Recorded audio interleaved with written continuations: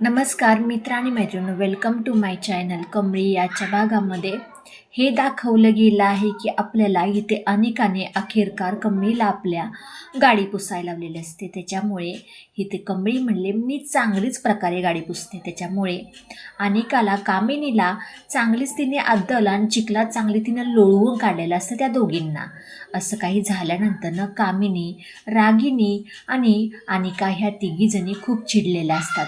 ह्यांना असं झालेलं असतं त्या कमळी टमळी गावछापला काय करू काय नको असं काही झाल्यामुळे तिला अजिबात अनिकाला त्रास सहन होत नसतो की आता करायचं तरी काय. आणि कारण त्या अनिकाला अद्दल तर आपल्या कमळीने चांगल्या प्रकारे घडवलेली असते. शेवटी कॉलेजमध्ये दुसऱ्या दिवशी जो काही नियम लागू केलेला असतो त्या दिवशी राजन गेटच्या आतमध्ये गाडी घेऊन येतो. कमळी म्हणते, राजन सर, ह्या गेटच्या आतमध्ये गाडी तुम्ही घेऊन येऊ शकत नाही, कारण की ते अभ्यासासाठी, खेळण्यासाठी आणि बसण्यासाठी काही वेळ मुलांसाठी ही जागा आहे. तो पण राजन थोडासा रागाने तिच्याकडे पाहतो. कमळी, मी कोण आहे तुला माहिती आहे ना? तो पण कमळी थोडीशी भावूक होते. अगं कमळी, तू काय एवढी सिरियस झालीस?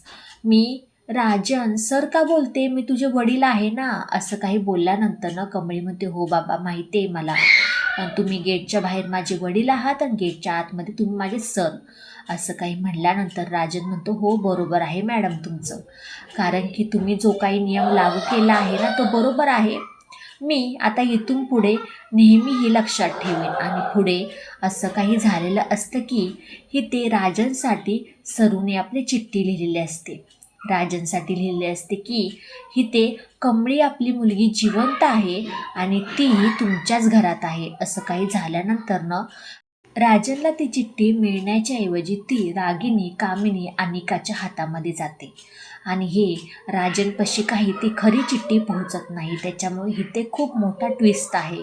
आणि इथे ह्या तिघीजणी तर असा काही विचार करत असतात की राजन त्या कमळीबरोबर असं काही एवढं गुपित शेअर करतोय, तिच्याशी एवढं चांगलं बोलतोय, त्याचं काही कळत नाही. त्यासाठी त्या सत्य जाणून प्रयत्न करतात. पण इथे सगळं काही ते चिठ्ठीच्या मार्फत इथे सगळं काही तिघींच्या समोर आलेलं असतं की कमळीच राजन अन्नपूर्णाची मोठी नात आहे. हे सगळं सत्य ह्या तिघींच्या समोर आलेलं असतं. त्याच्यामुळे ह्या कहाणीत खूप छान ट्विस्ट झालेला आहे. कारण की अखेरकार तीच मुलगी, राजनने भला हा प्लॅन केलेला असतो पण हा प्लॅन खरा असतो. शेवटी अन्नपूर्णाचा जीव वाचवण्यासाठी राजनने हे सगळं काही केलेलं असतं, पण हे खरं असतं. त्याच घरातली ही मोठी नात आणि राजनची मुलगी आणि गौरीची मुलगी हे सगळं काही असतं. त्याच्यामुळे ही ते नयनतारापाशी ह्या तिघीजणी आलेले असतात.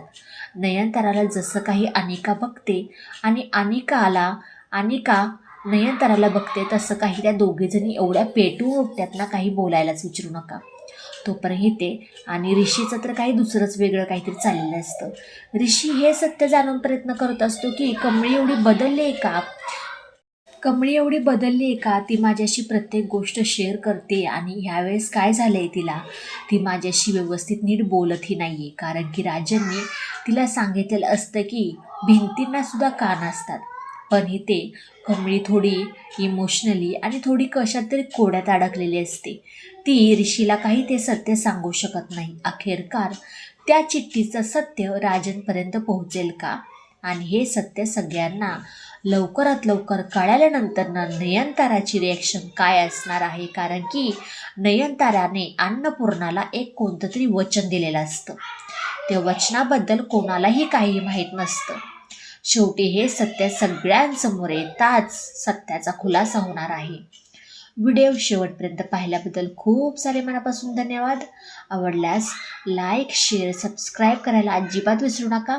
चला भेटूया आपण पुढच्या व्हिडिओमध्ये. बाय बाय सगळ्यांना.